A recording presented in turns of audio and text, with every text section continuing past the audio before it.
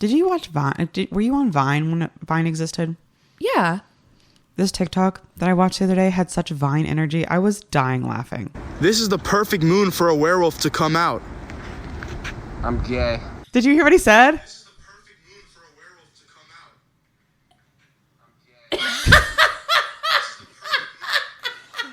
out. I'm gay. That was such Vine energy. I love it so much. R.I.P. Vine. Perfect food for a werewolf to come out. I'm gay. So good.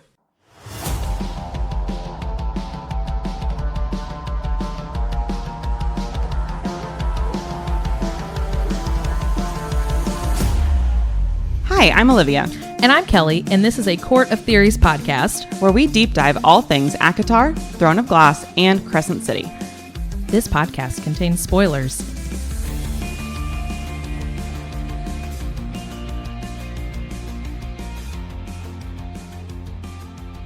Hi. Do we want to talk about this interview?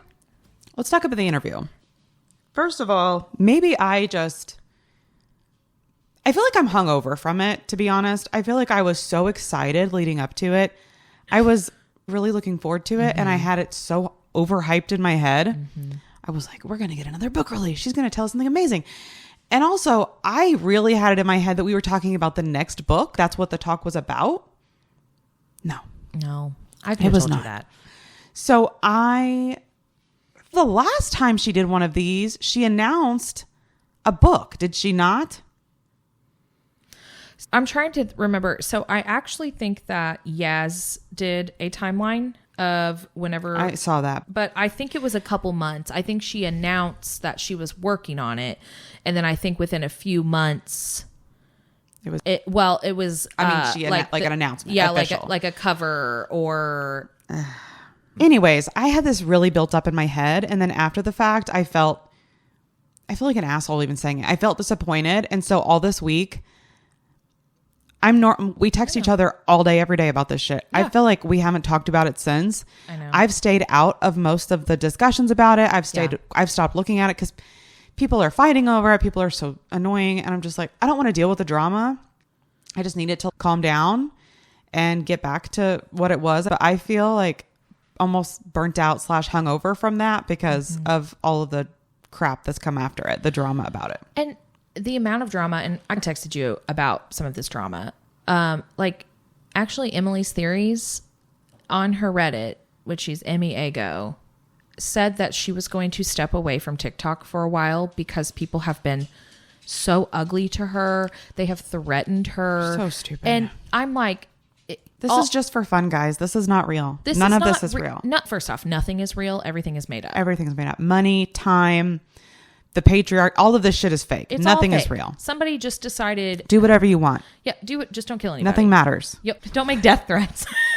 Don't make death threats. You know what? Choose to live your life the way that you want to live your life, as long as you're not like outwardly harming anyone else or harming anyone. And the fact that not only was it Emily's Theories that she was getting so much heat, Yaz the Bookish on Instagram was also getting threats, was also people were blowing up her DMs and just being assholes. Why are we being assholes about a shipping that we just don't even know anything about? So if you're not in the drama every day, in the trenches. So the theories have been going around about Bryce and Hunt not actually being mates. So there's been people going like on both sides. People are like, yes, they are. It says they're in the books. People are like, no, they're not. And here's why, blah, blah, blah. I've entertained both sides. I love Bryce and Hunt. I love Hunt. Bryce and Hunt forever. That's how I feel. I am a BB at the shipper forever. But the arguments have made sense to me and I've entertained them and I'm like, oh, that's really cool. That's interesting. And I don't take it that seriously because at the end of the day, this is a fictional book written by someone for fun. Okay. Yeah. This is all for fun and I love it. Yeah. Anyways, that's what the drama is about. So in the interview, the interviewers, don't get me started about the interviewers.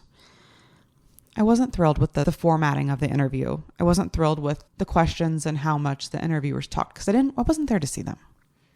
I agree. And I almost wish that they had, I get wanting to ask her questions and get her initial reactions, like not wanting it to look staged and stuff, but I almost wish they would have prepped her for some of this, because instead of just saying, I don't want to talk about that, or I can't tell you, like she deflected on a lot of things, which is fine, but also like it ate up time where we could have talked about shit that we wanted to talk about. And one of the things that, especially I've noticed, just again, I'm not on TikTok. I am. I do love my TikTok. I'm a bookstagrammer. I'm not on TikTok. But just from the bookstagram part, because A Quarter Mass, so Lou with A Quarter Mass was one of the ones that picked the questions. Like she was looped in because she has been friends, or she has been in connection. I would say that technically she would be friends with Sarah. She has been since literally 2015. So Lou she had a say in this, but so cool. And that's so cool. And Lou seems like an absolute doll. And I appreciate that she has stepped in and was able to moderate those questions, because she wanted them to be topical, and she's hearing and seeing what the book community wants to know from Sarah.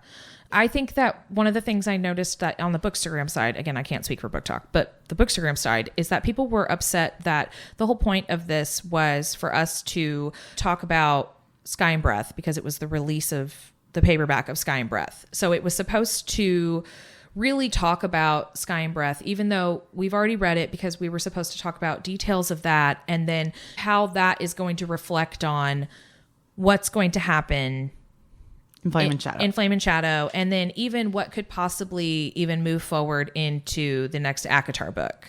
Mm-hmm. And so that, based on like previous interviews with her, that's been the formatting of that. That's how some of those have rolled. That's how we've gotten some of the like little breadcrumbs and bits and bytes from that, is because that was how it was supposed to go.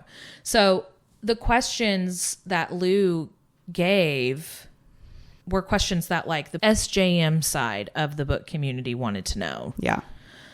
And even she stated on her stories that she wished that they would have gotten a little bit deeper into some of the questions, that there were still multiple questions that had not even been asked, that she had curated from what she felt people wanted to know, possibly even what Sarah could give us. Yeah. And I guess like I said, I wish that they had asked different questions or whatever. I think it just could have been longer, because even them like asking about her writing process and stuff, I was super interested in that too. Yeah.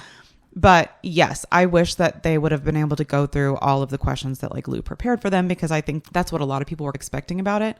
And I don't know, the interviewers, they're clearly not professional interviewers, which is fine. But also, I don't know. I felt like they like interrupted her and they were like talking too much. And I was like, would you guys please shut up? I want to hear what she has to say. So that part was frustrating. Because so what they were supposed to be were moderators.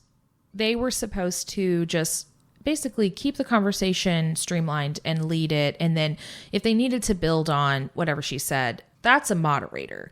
What I saw, as someone who does interview people a lot, cultivates stories, pulls that together for my job, being a moderator, obviously you need to keep the conversation going. You need to keep the conversation flowing. But whenever a question is dead in the water, you don't just keep pushing that same question. And that's what I felt was happening. And then I also feel like that we went to where we fell off of the professional wagon and we went on to like giggly, these are just just a couple friends on Zoom. And I get that. I know that they are like friends or whatever, but it was frustrating to me that they clearly didn't know the material. Right. That was frustrating to me. Like, why are we re-asking about the story behind how Crescent City happened, which she's already talked about, like the whole plane thing. And I'm like, that's book one questions. That's not Sky and Breath questions, where Sky and Breath literally ended on one of the biggest cliffhangers. Mm-hmm. And we're all over here like itching to even just get something from her for Flame and Shadow, but to talk about huge elements, because we all can see how big Sky and Breath was, even compared to Earth and Blood, like how much bigger. So there's so much content, and we're over here. Yes, we can amp up Earth and Blood, especially for the ones that haven't read it, that I'm like, just take the time to get through the first 100 pages, because if I have to hear that out of somebody else's mouth, that they can't get through the first 100 pages because it's hard, what have we said on this show? Just use your critical thinking skills. It is hard. I personally started it and walked away from it. I came back to it like 4 months later. I'm obsessed. I just wasn't in the right headspace to do it. It is a lot. And I can't disagree because it's a very different world building. But you have to be open to it and going into it and Yes. knowing that it's something completely new. It's not a rewritten ACOTAR. It's not a rewritten No. Throne of Glass. It's something completely new. It's modern. It's something really new from Sarah, but I think it's fantastic. So Yeah, and that was the whole thing is like Sky and Breath opened us up to so much more that's going to drive us into. We didn't talk about Rune and Lydia. We didn't talk about.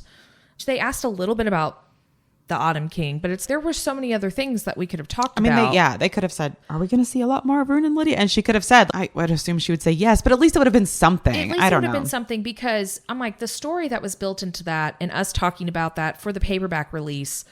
That's what everybody was there for because what from that book discussion we could have built on and moderated in that. Okay, so we've talked about this from Sky and Breath.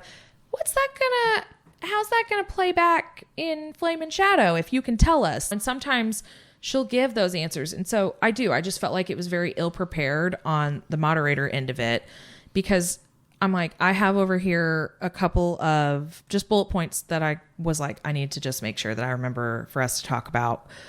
And one of the big things that we did actually get from it is that Bryce and Hunt are mates. Yeah. So if you didn't watch it, the Christina Lauren, they were asking her that and they said, from the fandom, are Bryce and Hunt mates? And Sarah looked genuinely confused at the question. Like why we didn't know. She was like, am I like diffusing some big theory with this? And she's, yes, they are mates.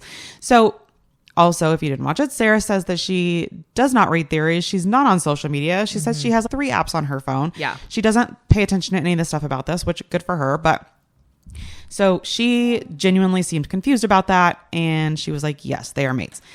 So then their next question was, do mates work the same in Crescent City as they do in ACOTAR? And that she chose not to answer, which is what has sparked all of the drama, I feel like, this week, because people feel like that was confirmation that they're not mates or that she could potentially fall in love with someone else or blah, blah, blah. But Sarah said, she didn't say the words they are in game, but she said they'll be together through the end of it if they make it to the end. And then she did an evil laugh. So that was like her, if they both survive, that kind of thing. It wasn't a thing like until she hooks up with Azriel. Like it wasn't like that, Yes. but that's what half of the fandom has taken that to mean. And also, she can't give away Yeah. if something's gonna, because I've definitely theorized that I believe that Hunt will die, but will be almost like a reincarnation of Thur. I think it's potentially that he'll die, come back stronger kind of thing. And because Feyre died, Rhys-Anne died, Amryn died, and we had them come back. And I think that it won't be a death that's end all be all. I think it will be a death that activates something and then he will come back. I guess she did confirm a couple things because she did confirm Danica's dead. She's not coming back. She confirmed Connor's dead. He's not coming back. Yeah, so the pack is all dead. And she did make a comment. I feel like if I brought them back after all this, it would really cheapen all of it. Yes. And I'm not doing that. So that has made me wonder about the whole Dusk Court thing. And I know that some people have theorized that Hunt will die and then him and Danica will be waiting for her. And I'm like, okay, I don't want that to happen because clearly if they're dead, they're not going to be back in the books again. Yeah, I don't know. I do think But could Hunt be revived the same way Rhys and Feyre have been revived hundreds of times? Of course. And also, just to loop back with her open-endedness of them surviving, they have shown in a past interview after ACOTAR Book 1 was released that people were like, oh, I love Tamlin. Oh my gosh, can we see their relationship grow in this next book? She strung them along. She strung the fandom along because she did not want to give away Rhys and Feyre. So she is known to string the fandom along. And obviously she's not going to tell us. I don't think that he's going to be wiped off of the earth. I think that it will be a rebirth kind of thing, especially if we're sticking to like a whole biblical deal, because clearly we've seen that happen in the past with main characters and the big love stories, because this is their love story. This is their story. And I think that everyone just needs to honestly, theories are fun and your fandom picks are fun, but we need to calm down. It's not worth threatening other people on social media platforms because you're mad. Don't be wrong. There's some like crazy stuff out there, and I don't know who I want Asriel to end up with. I do actually know who I want him to end up with. It's just not that deep. It's not that deep. And I don't think that, again, we need to be threatening other people, because one of the big things is like Yaz, I believe she had some sort of post about Asriel, and I can't remember who it was like a shipping post with, that people have went back and have lost their shit over in not a good way. And that's not worth it. Also, Emily's theories, those are for fun. If people were trying to threaten us about what we've said, chill out. That's not what we're here for. We're here to talk about stuff that's fun and that we might get answers for in the next book, and we might not, because now that she has... There's a lot more books coming. There's so many more books coming, and also that she's confirmed, like, she renounced her statement that you don't need to read ACOTAR to read Crescent City and vice versa. Like, she has fully renounced that, where she was like, yeah, no, it'll be fine, it won't but it definitely is going to cross over, and you're going to need to read those to get through Flame and Shadow. Mm-hmm. And which is just like to me, that was a cool moment in that, if we're like pulling anything, that she renounced that statement, because then that just really does so much more with this world building for this next book. And she did give us that confirmation she's working on the next ACOTAR book, and that it's a full novel and not a novella. I've seen where the fandom was really excited because I guess in a previous interview, she had talked about that between Silver Flames and the next full novel was allegedly supposed to be a novella. Mm-hmm. And so I like that we've pushed that out. Now, she could very well insert a novella at any point, but that this next one is not just going to be like a little 200 pager that, just going to give you guys a little bit, but not give you enough. And then as of now, we don't have a release date. We don't have a name. We don't know who it's about, which we do know who it's about. And she's said, isn't it obvious who it's about? Because especially going back in history, bonus chapters, the entire bonus chapter at the end of Silver Flames was about Asriel. Mm-hmm. So obviously that's what's leaving. That's the last thing you're going to remember. So then why would we not pick up the next book from it? And she honestly acts like you guys don't know. So yeah, so potentially it's our Asriel book, which is very exciting. And obviously we're going to get multiple POVs. We had Cassian and Nesta POVs in Silver Flames. I'm hoping if it's the Asriel ACOTAR that we get maybe more than 2 POVs. One of the things that I was really excited about, just to give it another upper of the interview, was that SJM and her son are Swifties. Yeah. I'm sitting here like, we're talking about all the positive things, and I'm like, wow, why am I being such a brat about this? But I feel like I did like overhype my expectations. No, I was like, I lost sleep. I literally lost sleep. And I kept telling Jameson, I'm like, this is my Super Bowl. Yes. I was so anxious, and I was half nauseous at work all day because I was just so excited, because I was waiting for just something. We got good stuff out of it, but the things that I'm getting out of it, those bullet points do not add up to the amount of time.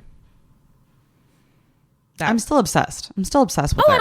Obviously. I love her. I'm obsessed. And I'm not blaming. I just wanted more. I wanted more. I didn't want the next book to be ruined, but I also I don't know. Like, she's so elusive. She's not on social media, so you don't know what she's doing or what she's writing or what she's thinking. Yes. So I just wanted her to come on there and like word vomit and brain dump on us for an hour, and that's just not exactly what we got. No, and I do think that if we would have had, she doesn't owe us that. No, I realize that I sound like super entitled, like to her time or whatever, her thoughts are.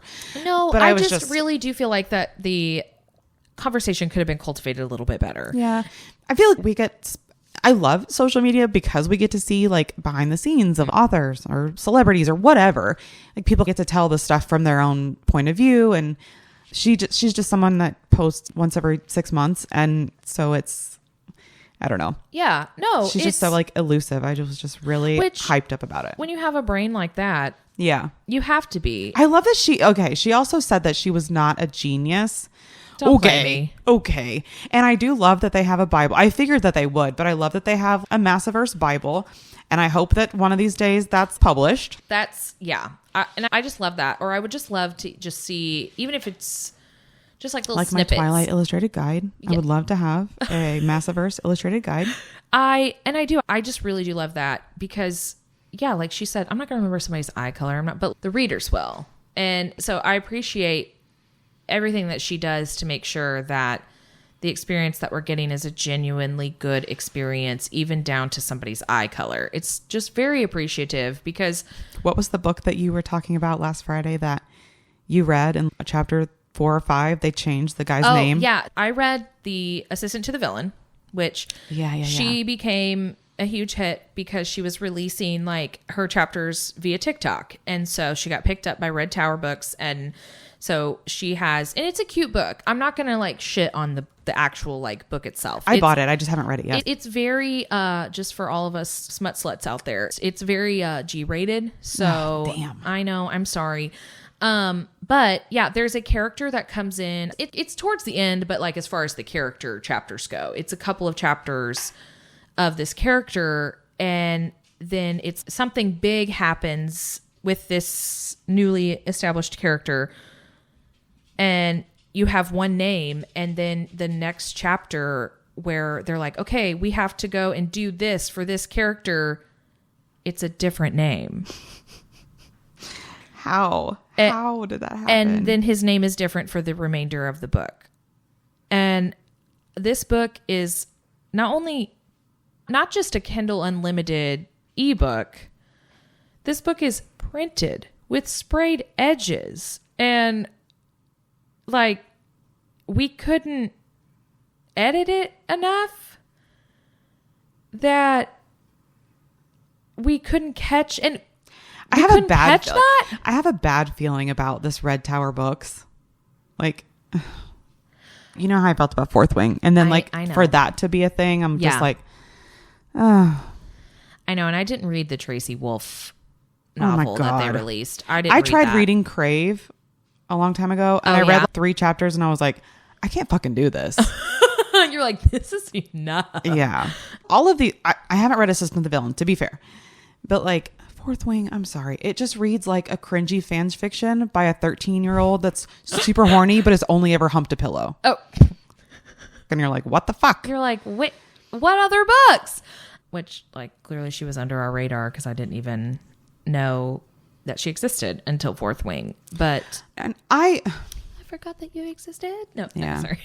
As a physical book lover, we've all found ourselves in major need of a bookmark when we've been rudely interrupted while reading. Interruptions like your job, your needy pets and family, or your spouse wanting to tell you all about a random thing that they've been doing, all while you're at a really good part. Don't they see that we're reading? And in those moments, we've all found ourselves having to grab for a receipt, a post-it note, a scrap of paper, or the absolute worst, dog-earing your page. Well, in those moments, Case Leatherworks has you covered. Their dog-ear bookmark fits perfectly over the corner of your page, so you never lose your place. Their products are made with top-grain American leather in a variety of colors, and you have the option to customize your bookmark with your initials. Along with their bookmarks, they offer a variety of home good products that's perfect for any reading nook. Support small business by visiting caseleatherworks.com, and our listeners will receive 10% off your first order by using code THEORIES at checkout. That's offer code THEORIES at caseleatherworks.com. But yeah, and so the fact that Sarah can make sure that those things don't happen, and then people have bitched about her plot holes. Like, I don't feel like that the plot holes that people have bitched about in the past are legitimate plot holes. I do believe that. I actually did. Okay. I was on Reddit last week. Shocker. And I saw someone talking about that, about plot holes. And they're like, there's so many plot holes. And I literally commented and I was like, hey, a friend and I have a podcast where we dissect the Massiverse weekly. We can pretty much answer any plot hole questions. I'd love to hear them. And I was being genuine. She was being genuine. And then when I gave her the answer, some of them I was like, you know what? This is a stretch, but here's my answer. Yeah. And it was all very civil. And she was like, I love your answers. These are super well thought out, but I still don't believe this and this. And I'm like, totally fair. I agree that this is a stretch. But one of them that, I don't know if you want to sidebar this far. Yeah, but we can sidebar. One of them that she was like, this is a plot hole. One of them was the C-section thing, which I feel like I can explain away. Yeah. There's been enough of the C-section stuff just in other fantasy. Okay, so let me pull this up really quick. Okay, I was like, I'm just curious what you think the plot holes are. We have a podcast where we can explain pretty much anything. One of them was the blood right. And I was like, I agree with you, because she said it stressed how difficult it is. The Bat Boys struggled to get to the top of Ramiel, and they're some of the strongest Illyrian males to ever exist. They've had years and years of training, and then you've got 3 girls who've been training for barely 7 months and are able to defeat multiple Illyrian warriors who've trained their entire lives. I agree. To be fair, they mostly hid. And they weren't like going out and like doing combat. If they were like out there slaughtering their way to the top, I would have been so pissed. I've been like, no. They were basically just letting all of those men take themselves out. For the most part, yes. And they had a little bit of help from that one Illyrian. Yeah. I cannot remember his name and I apologize. It did honestly frustrate me that they did win it, especially because they were injured. And I don't know. It frustrated me that they ended it, or that they won it whenever like 12 Illyrians in all of history have ever done it. And again, these are 3 girls who've been training for 7, not that they're girls, but 3 women that have been training for 7 months who've never trained in their lives. Right. They literally just started working out 7 months ago, and now you're going to be on the same level. I just don't believe it. If they had won it in a way that was something to do with outsmarting something, or the way they thought about something differently, or I don't know. But like I said, to be fair, they did outsmart, because they hid, and then they were assisted by that Illyrian male. And I see the controversy. They really didn't fight or kill anybody off until the very end, which the first time I read it, I was more angry than I was the second time. The second time I was like, okay, this is a little bit more believable to me. Yeah. So when it came to that point, I was like, to be honest, I was like, I agree with you, whatever. But I also told her... We just had a power fighting Sisterhood of the Traveling Pants. Yeah. Is what we had. I told her, I did not love that Gwen and Emery won the right. Do I think they all could realistically survive for a few days? Sure. But to win, I said, and then I started thinking and put my patriarchy hat on. I said, we're told how difficult it is strictly from a male perspective. So while I'm not saying any of the challenges are easy, who's to say they're actually as hard as all the men have said? No females have ever been given the opportunity to even try. So I said, for example, think of how wildly men blow things out of proportion, or how women must downplay their own pain and struggles. Consider men who are hooked up to those period cramp simulations, or how men versus women handle a common cold. I was like, basically pretty much used a hiding approach until they absolutely had to defend their lives. Many of the others pride themselves on slaughtering their way to the top. So that was my answer for that. Which I do appreciate that was your answer, because fishing... I caught a fish this big.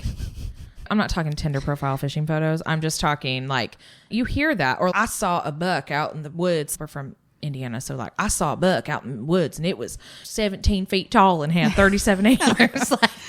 And so that sounds diseased. Yeah.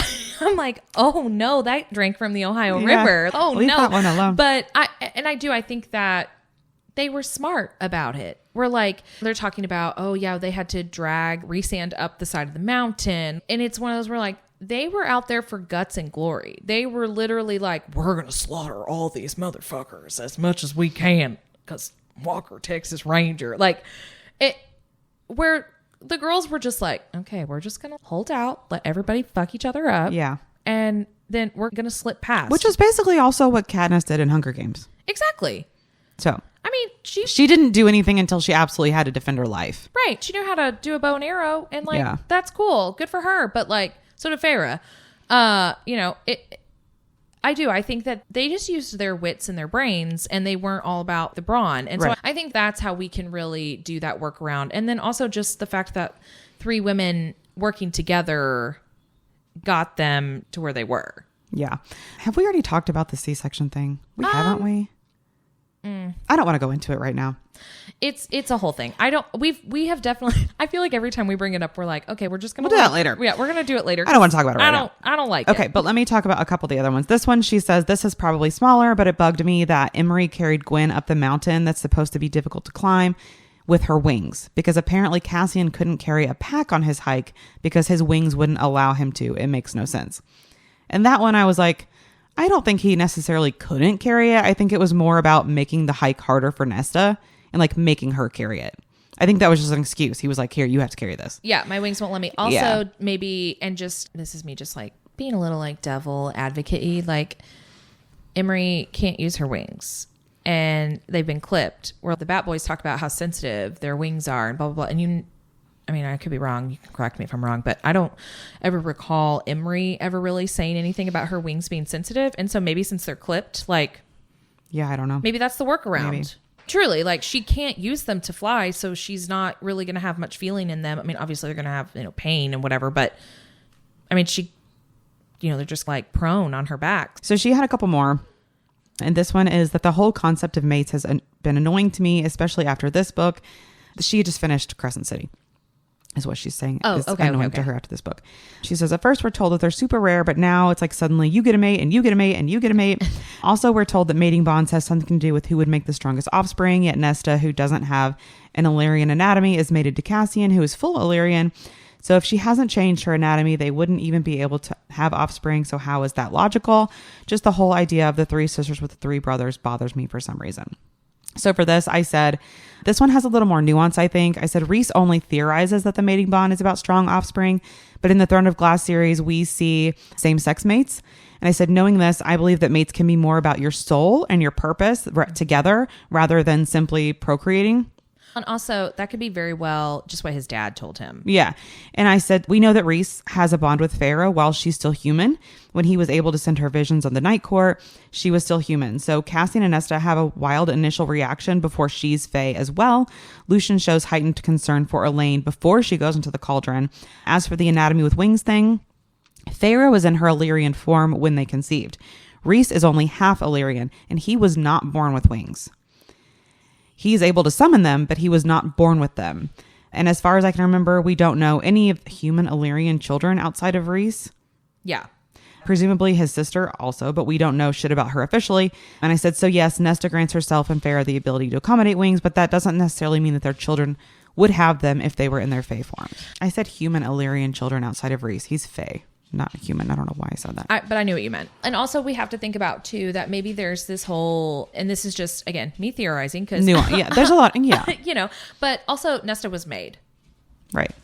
She's made, and she is obviously not Illyrian. And it could very well just be like, maybe now in the ACOTAR world, they're like, holy shit, C-sections exist. And it could very well just be essentially the same thing. Or it could also work with her being made. Maybe she does have an ability that the cauldron has given her that we just don't know about. And also, they're fictional characters. Yeah. But it's one of those that I wouldn't necessarily call these like plot holes. no, I wouldn't call them plot holes because I could see it like being like dead ends in terms of, yeah, I don't know, maybe it is a plot. I don't feel like that we're going to see a pregnancy trope with Cassian and Nesta. No. Like even in future books, I think that as far as children in the inner circle go, Nyx is about it. I don't know. Like she foreshadows that they want them someday. I could see it happening, but it's not going to be like a main story. No. Like it's going to be like a background. And I do think that I think that is There's like a missing time frame, and then all of a sudden they have a kid or something. Yeah. And obviously magic is heavily involved, and so I think maybe just post Feyre, we're all going to be like, you know what, this is how we need to handle this. Yeah. Because you can't tell me that Illyrians haven't fucked somebody else and have offspring. Which maybe they die and they don't care. Yeah, so. maybe. I don't know. Cassian would give his life for Nesta. But this one I didn't really have a good answer. And she says, this is a small detail about the prison that didn't make sense to me. In Mist and Fury, it's mentioned when they go to the prison for the first time that only Rhys's blood can open the doors. In ACOWAR, it's confirmed that Feyre can now go do the same because she's his mate and High Lady. In Silver Flames, Nesta and Cassian are able to go, just the two of them, and open whatever they want. It's a small detail, but the inconsistency bothers me. And so I went back and reread. Of course, I did. Of course. That's the best way to get the answer. I was like, when I first read that, I didn't Do you think take that. Rhys lied? I don't know. I wonder. I'm almost wondering if maybe he lied just for the simplicity of Not releasing prisoners. not releasing I prisoners. mean, there are wards. And so like in Silver Flames, whenever Nesta and Cassian are going to go to the prison, he tells them like, give me a day. I have to undo the wards. And so maybe it's his blood. Maybe he is going and unlocking everything and releasing those wards. And we just see it that one time. Yeah. Because he does have those wards up for everything. And the reason I was like, maybe he lied was, again, just because so that way no one can go and just let everybody free. No baddie could have figured it out. But yeah, maybe his blood, when he does say, okay, give me that, that's just plugging that hole of he knows when someone's going to be going to the prison. He's giving them free reign, but he's also opening it up. So yeah, I'm done. But maybe that's me making excuses for her because I love her and she can do no wrong in my eyes. But I also like none of those were major. I did think that was interesting because that wasn't things that I'd caught in the past. But they're not like, to me, those are not major plot holes that people, and the things that when people are like, there's major plot holes, like they don't give any examples. And so I'm just like, are you just confused? I feel like that's it's an easy thing to pull out but also because and be like a hater about because. Well, we can quote unquote being a hater, or also the series isn't done. Yes, that's another thing that I said. Once you read further books, some stuff in earlier books where you're like, oh, that's a weird detail to mention. Later on, it makes sense and it comes back and it was there for a reason the whole time. Yeah, I don't think that until the whole thing is finished. Yeah, I don't think anything is really open and shut at this point. Because in the same thread, some girl was like, she's an okay writer, but she's no George R. Martin. And I'm like, first of all. Oh, yeah, you got me on that. That series is practically done. You're never getting the last book. No, Give it up. We're never getting it. And second of all, fuck you. That's the most misogynistic bullshit. Do they have the exact same writing style? No. What? But my thing is, so what in your brain, and then that's like a question that I might could pose is, what is it about Martin's writing style that you feel makes him superior to Sarah's? Yeah. Perfect. That's exactly what I was going to finish your sandwich for you. Thank you. But it would be delicious. Yeah. But yeah, as far as quote unquote plot holes, we could go down, and I have this as a bullet point on here. We could go down about the Autumn Court and the Autumn King and Baron and all that shit. Just honestly, someone could take that as like a huge gaping plot hole, and it's not. Such a good TikTok this week. Is it the one I sent you about the Lady Autumn? Oh, did you send me that? Where it's Helion and Baron? Yes, I sent you that. Oh, I can't fucking remember shit. Jesus Christ, I said not me bawling at my desk. Fine, I won't explain it to you then. God. Can you imagine if Lady Autumn and Helion are mates? Could you imagine that they were actually mates and they know it, but to protect him and to protect Lucian, and she just stays with Baron? You cannot tell me. If Helion knows that Lucian's his son and has done nothing about that, I don't think he does. That will destroy me. I feel like I don't think Helion is better than that.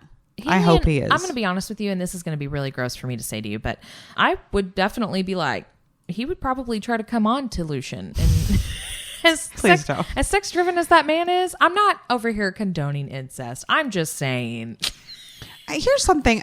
I'm not saying this is a plot hole, but in Crescent City, and I know that Danica's special and she's a bloodhound and she can smell that stuff, but like we're still mad at her, but she can smell that Rune and Bryce are siblings and not cousins like they're saying and blah, blah, blah.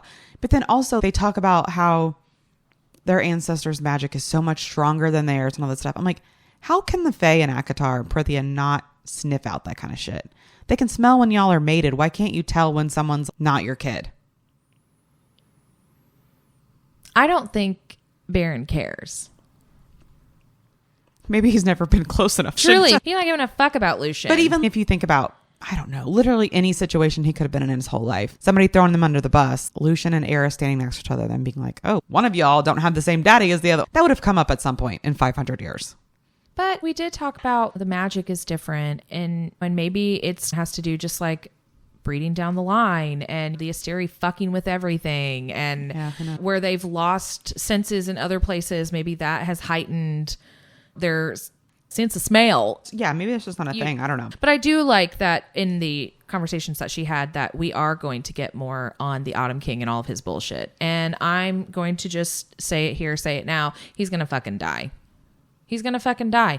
He's a piece of shit dad. And he is one of those that I think that he is not saying he's going to have a redemption arc because I think he's just so gross and evil. I honestly would love if he had some kind of Gabriel redemption arc where he just dies. I don't think it would break my heart, but I'm just like, yeah, because the thing that, what was it? Our plant, like, close the portal, Bryce. Yeah. And the Asteria like zap his ass. What? No, because then the Asteria would still be out there. Apollyon eats him. I don't know, or just we Star Sword his ass and just take him out right then and there.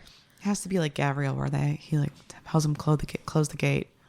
And he can't get back in. I do think it will be a moment. Close the rift, Bryce. Okay. Here's what I think that Let's this hear it. just might be. I think it might have his death will probably have something to do with Ember. Do you think we'll ever find out what happened with them? I feel like that maybe in this next book, because she did say that we're going to get a lot more about the Autumn King, because he is just in the background and he just comes in and he's just He like, is a really interesting character, and I feel like him and his solar system, like Reese has. Yes. Between what did I tell you it was called? I don't remember. Ori. Oh, okay. Because I was like, ORREY, I think. I don't know. I just called the solar system. No. Like he has one. The astronomer has one. The Asteri have one. But I'm like, those three seem to be, which I know that we don't know everyone in Crescent City or the Midgard, but it seems that those people are very in tune with the fact that there's like multiple. Yes. So I don't know. His obsession with the Starborn magic, I get the whole thing of being king and the royal bloodline and blah, blah, blah. Right. But I feel like Yada, but then like his way, him wanting to have an alliance with the Avalon Fae through Bryce, I feel like he knows like something is up. I feel like he's very aware of Prithian. No, I think he is too. And I feel like that all of those Oris, I mean, I feel like they all have to be connected in some way, shape, or form. Their magic has to be connected. And I feel like that we'll definitely see more of their Who knows? purpose. What if it could be Reese's? Jessica has the fucking like book of breathings and shit. And yeah, and again, I like the different theories of other people where they're like talking about, first off, time is just a construct created by Time's not real. by the patriarchy. Just, we don't know how necessarily that these worlds are going to line up as far as like timelines go. So truly, it could very well be Reese's. I think it's very interesting. And I don't think that Sarah does anything out of coincidence and them referencing a Bible and like her talking about her editor being so in tune, which that I'm like obsessed. I don't know who her editor is, but I need to find out. Can you, their brain has got, Yeah. There's no way they sleep. Good. But Lots of coffee. whenever Aelin falls through the world, she falls down. Yes. When Bryson's up in Prithian, she says she is pulled across. So I find that very interesting. So is that a time thing? I think it is. Gwen was explaining to Nesta, everybody living on top of each other in layers. Is Terrasen literally living on top of Prithian that she fell through? I think it is. And that Crescent City is on the continent and is on the side. So she literally was pulled across to come over there. Because not they're- necessarily, I don't know, through time and space. I don't know. Yeah, because the Throne of Glass map and the Akatar map, Yeah. They have a really cool overlap. they have a great overlap, and we've pretty much pulled them up, and it almost looks like that Terrasen is The Night Court. the Night Court. But also, the maps in Crescent City are just Lunathian. Yes, we don't see. It's very hyper zoomed in. Yes. You do not see the full land mass like No. you do with Terrasen. And as far as answers that we're going to get fucking punched in the fucking face like Aelin did by Rowan in this next book. I can't wait. I just can't wait. I'm so excited. I know that I'm physically not going to be able to finish it in one day, and that kills me. I know, it pisses me off. It literally pisses me off. I told Casey, If I listen to it on 3x and read at the same time, no, I could probably do it. And it's probably going to be like a 30-hour audiobook. You need to and I'm going to be able to consume it. I will, but if I get through it and then I can go back and redo it. But like not being able to just immediately dump it into my brain is going to drive me batshit crazy. I will not be able to sleep. I truly have considered taking 2 days of PTO, and then just 2 hours out of my day will be like swim practice, and then Fuck them kids. I'll be like, y'all are fine. We don't have a big championship meet this weekend. Like I it's said okay. the other day, if you haven't figured this out, nothing I can say is going to help you now. Yeah, like it's because it literally falls in championship season. And yeah, I have thought about just telling my boss, I won't be here, but I'll still drive down to the pool. And then I was telling Casey, I was like, okay, listen, I am probably going to need access like for the audiobook. Homie is back here. I think I have 14 Audible credits. Oh my God. So he was like, just tell me and we'll download it because of the way our Amazon accounts are set up. I can download all of his Audible stuff onto my phone and vice versa. Oh, you guys have separate accounts. How cute. We have the Amazon thing where it's our household thing. So he has his own Amazon account and I have my own Amazon account, but we're under the same Prime umbrella because we don't want to be seeing. First off, I don't want his shit fucking with my Amazon algorithm shit and vice versa. Like we share. No. Also, I buy we are way all too. Jameson in my household. No. And the only reason that it's under Jameson was because he took college classes like a few years he ago. got it for free. Not for free, but it was much cheaper. Oh. So we had the student Prime for a couple of years. But now it's under my name. So like the shipping address and email is yours. mine, but the account, it's like, thanks, Jameson. And you're like, yeah, thanks, Jameson. I was going to go to Amazon and I just typed in jameson.com. I didn't hit enter, so don't go to that. I don't know what it is. Yeah, we don't know what that is. I'm scared to find out. But yeah, so I'll definitely be doing audio and reading because we've got to get through it at least once before we can go back and do our annotations, and we need to just be able to word vomit Yeah. because we will not be able to talk to each other for at least 2 days. At least 2 days. Look at me. We cannot talk to each other. I'm just going to text you, oh my God. Oh my God. Oh my God. Like 75 times. I'm going to set a timer to text you every. I am probably going to mute your notifications, not block you, just mute your notifications. And it'll show like 37 new messages. And I'll just be like, those are all Olivia. Hope she's okay. Like, 'cause I'm not going to open any of them. I'm not going to read any of them. I'll just send you a bunch of gifs of like, I'm stranded. Popped my tire. Please help. Yeah. Kelly won't answer. Yeah. And you're like in the middle of town. I'm afraid for Britney Spears. I'm also afraid for Britney Spears. I'm somewhat convinced that all of this shit is deep fakes. And then I'm like, okay, so where is she? Oh, I think they locked her up. Is she still alive? I think she's still alive. Yeah, I think she's still alive. I just think that it's very much like parallel to a Scientology So situation. what are they doing? Are they just trying to make her look absolutely insane? Well, like there's that whole also thing. that her and Sam are getting divorced. Yeah. I know everybody was skeptical as fuck of him to begin with, but I'm just like, that makes me so sad. I know, it makes me also, sad. Kelly, if you do not stop sending the same fucking thing to all of my accounts I don't on know Instagram, which one you're looking I at. check all of them in a rotation. I will see it eventually. You have too many, and I don't know which one. And then sometimes I get excited. Oh, I have messages. Oh, and I'm like, it's the same fucking thing. you're like, it's from this dumb bitch. Yeah. Like What is me, smut I'm math? the dumb bitch. No, and when sometimes I send one. Smut math. When a 30-year age gap is questionable, over 100 years is fine when the guy is immortal and hot. True. They're too good. Who is that made that? The Spice Reader. This is very funny. No, it's very funny. I don't even want to say some of these things out loud. But Say them. I if you won't, I will. You know I have no shame. Smut math is 1 dick great, 2 dicks great, 3 dicks great. The more the merrier. Jesus. Oh, 'tis the season for all the dicks. Smut math is when the 5'1" chick takes a 12-inch monster dick without a problem. And then in parentheses, really little, it says, and without lube. At that point, it's just probably a magically lubed up dick. Let's be real. Smut math is when 10 inches is standard and completely normal. Smut math is when the love interest gives you 10 mind-blowing O's the first time you do the horizontal tango. So funny. They're so good. They're just so funny. That reminds me of another video. Hang on. You can continue talking. Oh, so did you also see the video how Kovu just didn't have any reason for them to draw him to like, I think this is where some of my like, I'm going to be honest. The scene where like the hair is down in his face where he's got emo hairdo, like that's the one that does it for me. I mean, I'm going to be honest with you. As far as a animated animal character, like bestiality, like No, my God. No. If you know us in real life, please leave. Please never speak of this. But you know what? I feel like that people that know us in real life, they're going to be like, nope, actually that really tracks for Kelly because she loves The Lion King too fucking much. But truly, they didn't have to go that hard. Like Phil Collins didn't have to go that hard for the soundtrack of Tarzan. Like, Oh my God, that reminds me.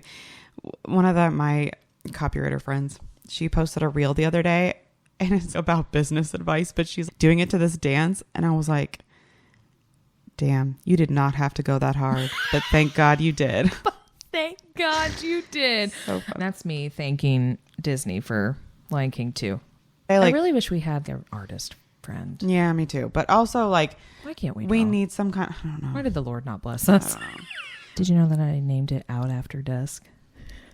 I saw that. I don't think I like- said anything to you about it, but I was like, that's so good. I was like, I'm workshopping it since you're so good at all this like naming stuff. Every time I see one of the like podcast title names, I'm just like, ugh, so good. it's my only child imagination. It's very good. That's really just I love like pulling out. everyone is a star and Regalius is a foot. I loved that.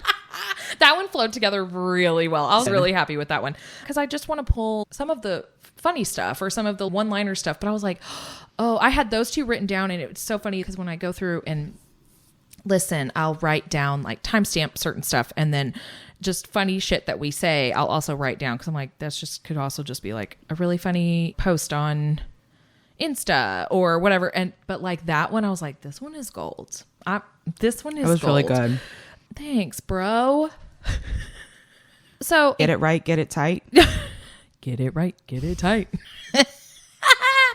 No, and also I really appreciate Sarah even giving us what she gave us. I just want more. I know. It doesn't matter if she like live streamed her life 24/7. It would never be enough. I know. Until I can get inside her skin.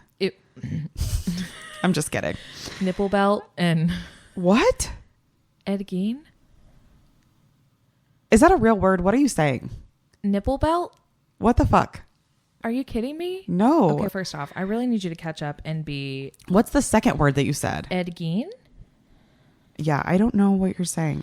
Ed Gein was a serial killer, and he had a nipple belt and he had skull bowls that he made. No, I He just meant I want to also- be her. He also made not physically in her skin. Hang on. He also made an Oh my entire God. like bodysuit from his mom's like skin and Okay, I don't want to talk about skin anymore. it's okay. That is not at all what I meant. It makes Casey uncomfortable too. But anyways, that was what my true crime brain took me right down there where I was like, okay, should I have Casey come back and just make sure that everything's fine? With what? Keep an eye on us so you're not going to try and use my leather up my skin. I wish I hadn't said any of that. I hate where this has gone. I'm sorry. I don't. You are also talking to the girl who could fall asleep to the Ted Bundy tapes just because they soothed me. Anyways, but no, her brain is so fascinating. And as someone who has a very active imagination and grew up an only child, I've mentioned my brother and stuff, but that's neither here nor there. I just love that she even came out of her writer's like tomb or hole or cave and even just gave us what she gave us. Yes, the bullet points that I have on here is not a lot, and I know that there was a lot of disappointment wrapped around it. I don't blame also, Sarah we kind for of done that. it we did it to ourselves. I know, we all hyped it up so hard. Wait, I saw one girl being like, "There's going to be a double release. She's going to announce a double release," and they then I was gotta like, calm down. Why? And you listened? I didn't listen, but I had the kernel of hope in my heart. I really need you to like reach out so then that way I can like knock you down. I don't want you to crush my dreams. Uh, Keep my true dreams to myself, so mean, Kelly can't stomp on them. It's my job as your friend to destroy your hopes and dreams and bring you down a couple notches. Okay. Because that's Just so everyone heard that. that's just me. Whenever she says that I don't know how to express my love or anything, when I share my dreams, they are squashed. So just so you know, this is the reason I am the way that I am. my influence all these years. But and people had some wild shit leading up to that. And I was like, y'all got to calm down. And I mean, she gave us the most that she could give us without giving anything away. We did get confirmation that we're getting a full novel. that Bryce and Hunt are mates because she was just thoroughly confused as to why we didn't fucking know that. That she renounced that you don't need to read ACOTAR for Crescent City, that those are now hand in hand, paired up, and that we're going to see more of the Autumn King and his bullshit. And I'm really excited about that because he is a character that I would just love to crack open and see what's going on in there because he's so fucking devious and I'm ready to see it. I was really just hoping she'd give us a little kernel from the cover though. Are Thunderbirds fae? Or are they like their own thing? I'm pretty sure that they're their own thing. Oh. Yeah, I don't think that they're considered fae. I don't think that they're like a lesser or anything. They're a very highly magical being, but yeah, I don't think that they're considered a fae. Because they don't have any powers like a fae. Thunderbirds? They're very like, they're just very high powered beings. I was just thinking like we don't know much about Hunt's lineage. I was just like, if he had some kind of fae in his blood, then they really could be mated like fae. I think the way that I think his genetics are so fucked. I think the Asteri has just the way that rereading that all of that before like all the proof before she like confirmed. Rune talks about how their sense have changed and all this stuff, and he seems to be taking it very seriously. Yeah.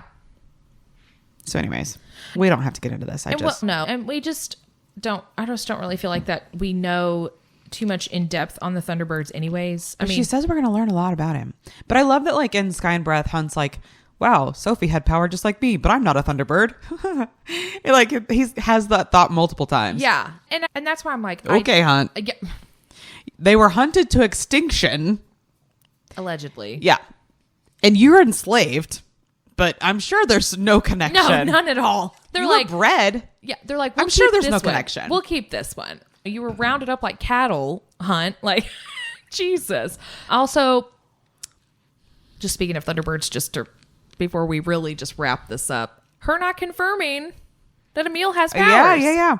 See, I'm so full of shit. I was like, this was disappointing. And then now we've said all these like things that she said. I don't think that we were disappointed in her. No, I was not. We were disappointed in the format. I was very frustrated with the interviewers. I'll just say that. Yes. I was also frustrated that the screen, I couldn't see Sarah's face the whole time. I know. Because also, it's not fair for her to be that pretty and be so fucking smart all at the same time. Really pisses me off. It really pisses me off. I hope she has like really ugly toes or something. Just one small detail about something her. Needs to be wrong. Just one thing. Sorry about your toes, Sarah. And maybe she's got some like weird cauliflower ear and that's why she keeps her hair down and long all the time. I don't know. I'm reaching. It's not fair. Okay? As the one whose husband is prettier than her in the relationship, like it's not fair. Okay? And I'm the funny one and he's the nice looking one. It's not fair. But anyway, so she did really give us breadcrumbs. And what's nice is that Lou, A Quarter Mass on Instagram, she does have a full transcribed breakdown. Yep. She did post that. And so to go back and reread it, if you need that little comfort piece be leading us into January. But I mean, overall, I think that my favorite thing is just to know that she's a Swiftie and that it makes me feel better about how all of the songs can line up with the Massiverse. Because as I have said before, Taylor Swift is the mother. Here you go. She Confirmed. really is. She's canon. Done. Nailed it. You know what? We could probably just end the podcast now for good because... What else is there? T Swift. Nailed it. She is the ruler of all things. And I love it. And thank you, Sarah, for giving us what you gave us. God bless you. Thanks, Lou, for curating those questions. And I would love to know what the questions were that we didn't get to. That I would love to just find out from Lou. And I don't know. I appreciate what she did for us. And as far as letting us see her beautiful face and hearing her beautiful mind work. And until January for that. We won't see her again. But we'll see you next week. Thanks for stopping by. Okay, bye.